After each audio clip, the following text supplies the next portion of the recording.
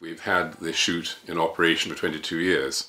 When we first started, it was very much a smaller shoot. We put down about 500 birds, and I had 3 or 4 friends, and my brother and I had a small mini syndicate. And over the last 22 years, it's grown.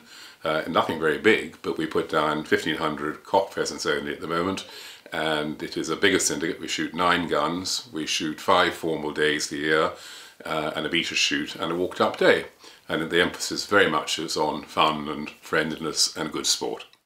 The environment and how Portloughan Shoot works is very, very important to me.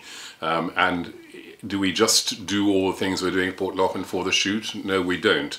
The wider biodiversity of the estate is absolutely paramount, and everything I do as regards the plantings and the wild bird covers and the field margins is all done, yes, to help the shoot, but is really a byproduct. I think of it as an area of land, and the more attractive I can make it to all wildlife, and I do really mean that, then the happier I am.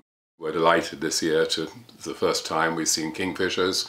We have a pair of barn owls that regularly visit. So far haven't nested in our nesting boxes, but we hope they might do.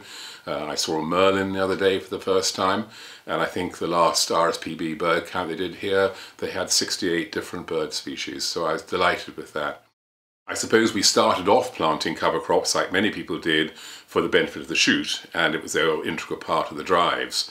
But with the Grey Partridge project, it's a habitat which is really the king, and we are always trying to improve that habitat alongside the farming practices. So we keep our stubbles, we just grow spring cereals, so our stubbles we keep at a good long length, and we have about 3 hectares of kale and kale mix, primarily for the grey partridge and areas there, but also for the pheasants.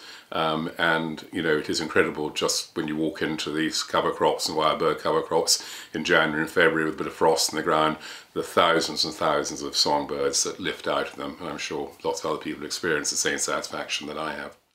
We feed our pheasants and the grey partridge in different ways. The pheasants we do hand feed, and I do that myself because I enjoy seeing where the birds are and what they're doing. I can keep my eye on things. The grey partridge, when they're released, are very much hopper fed throughout the year, and I think that of course has a big benefit for all sorts of birds who are feeding on the feed for the game birds, and that's probably part of the secret of success as well. I suppose behind it all, the planning with Portloughan Shoot is that shooting and conservation, I firmly believe, do go hand in hand. I've had great support from 2 organisations, RSPB Northern Ireland, who I work closely with, and also the Game and Wildlife Conservancy Trust, who have been very supportive and given me really good advice. So I suppose I've been able to plan this on the long term, and I firmly believe that shooting and conservation work hand in hand, and I think that is probably evident for all to see when they walk around the estate and see the wide biodiversity we've been able to achieve. I entered the Purdey Awards to basically benchmark myself against other shoots, but the one thing I hadn't realised, I hadn't thought of before, I had a most enjoyable day with the Purdey judges, 3 very knowledgeable people, and who gave me a lot of good advice as well, and so that was a byproduct out of it. But I've thoroughly enjoyed the process. I enjoyed doing the entry form and thinking about that, and here we are.